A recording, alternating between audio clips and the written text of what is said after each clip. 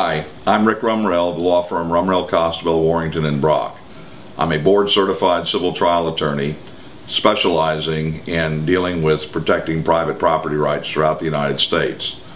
We have been successful in helping private property owners protect their rights from the onslaught of people who want to have restrictions on those rights.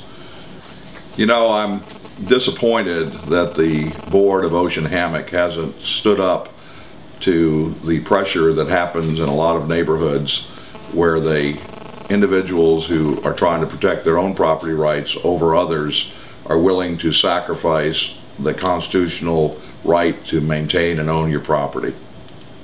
It's my legal view that the association will be liable for damages to each homeowner that can prove their loss due to the rental restrictions that are voted on by less than 2/3 of the vote of the entire membership. There should be a reasonable basis for people always making a change to the covenants and restrictions in their community. If there's not a reasonable basis, the Florida courts have said this is not a good thing and it's illegal. And so if you're going to change something, there better be a real problem to change it. And I would always want to hope that people would look at alternative ways to resolve something besides taking away somebody's property rights. Clearly, I have looked carefully at the amended declaration. I have looked at Florida case law regarding the amended declaration, and it is clear that under Florida law that it requires 2/3 vote of the entire membership in order to make a substantive change to people's property rights.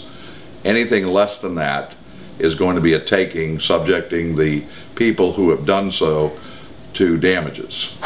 Well, first of all, I totally disagree that the vote to remove property rights or to restrict property rights can be done by a vote of the quorum of people here.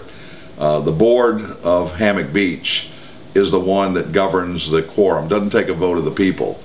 And so the vote of the board could reduce quorum down to 3 people. Doesn't have to even have any relationship to the item. And therefore, 3 people could decide whether people lose their property rights. It's just not a fair thing, it's unlawful, and it's wrong.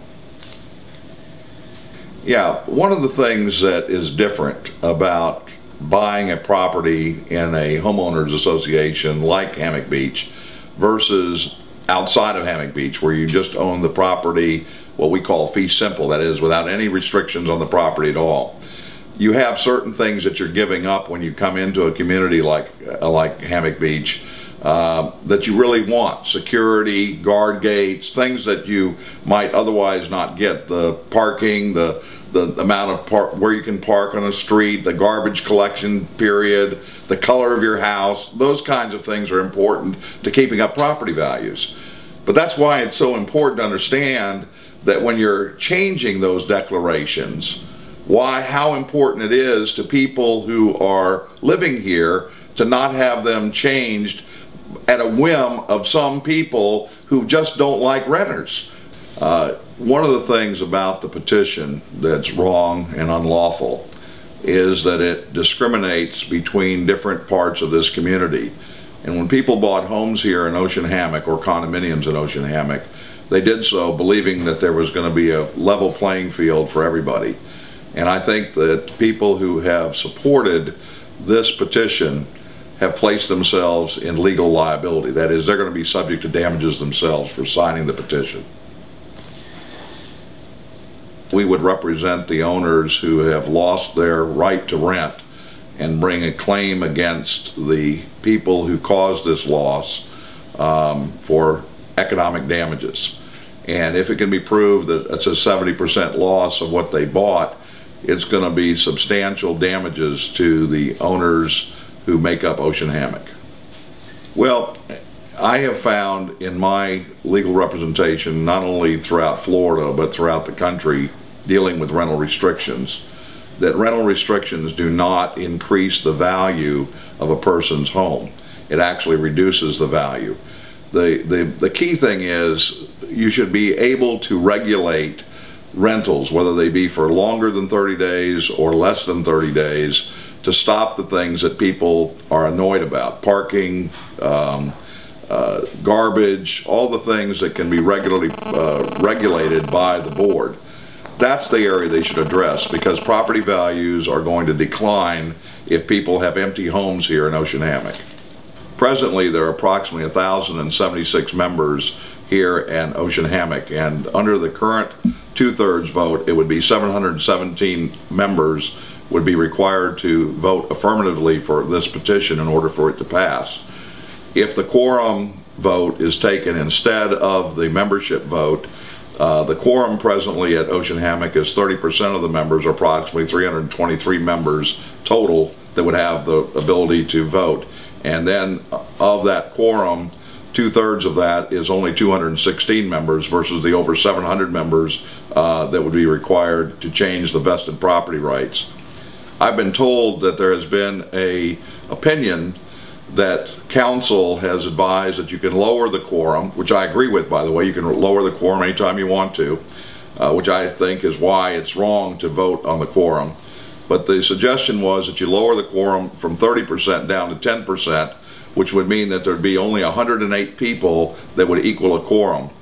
And that means, this is what's really kind of bad here in this community if you let it happen, is it means that 72 people could take away your property rights. The reason that we oppose legally the position of Ocean Hammock through its petition is that it's discriminatory, it creates unfair competition, and it interferes with the contractual rights of individual homeowners. It's my legal view that allowing this petition to go in front of the members of Ocean Hammock based on a quorum is both illegal under Florida law, it's unlawful in accordance with the Declaration, and more importantly, it's wrong. And it seems to me that if people who have invested in Ocean Hammock, whether they live here or live outside of here, should have the right to rent their property without someone interfering with that right.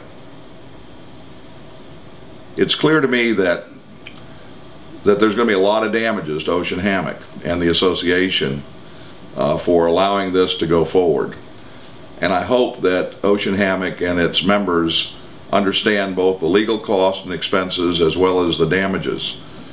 We know, for example, in the past cases we've handled both in Florida and throughout the United States, that this area of depriving a person of their private property rights is very expensive to the people who seem to do it. And in the case we had both in St. Augustine Beach and in Venice, Florida, it ended up costing the taxpayers a lot of money, and it's going to cost Ocean Hammock taxpayers, owners here who support such a petition, a lot of money.